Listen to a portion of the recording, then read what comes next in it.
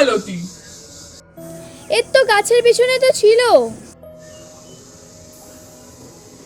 আনিশা, তুমি হয়তো ভুল দেখেছো। আমি তো ভুল দেখিনি, ওটা তো মালতীই ছিল।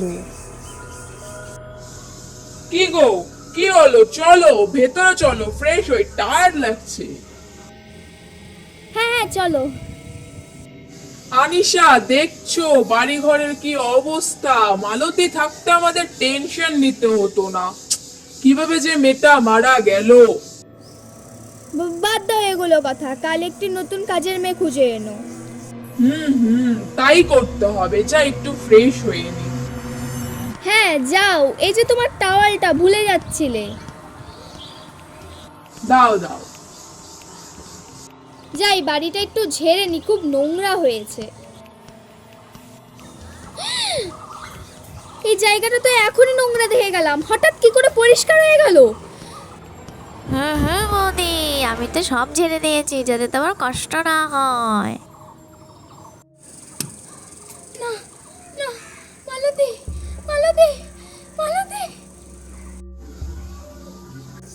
মালতী মালতী মালতী মালতী।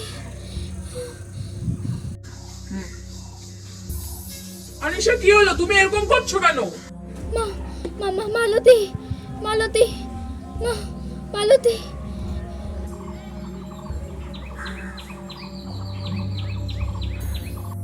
কোথায় মালতী? আসার পর থেকে তুমি শুধু মালতী মালতী করছো। ওখানে তো আছে। কোথায় মালতী? দেখো তুমি। এখনই তো ওখানেই ছিল। আনিশা, তুমি এখন রেস্ট নাও, অল্প ঘুমো। তোমার মাথা এখন ঠিক নেই। আনিশা এখন ঘুমোচ্ছে। যাই কিছু খাবার কিনে নিয়ে আসি।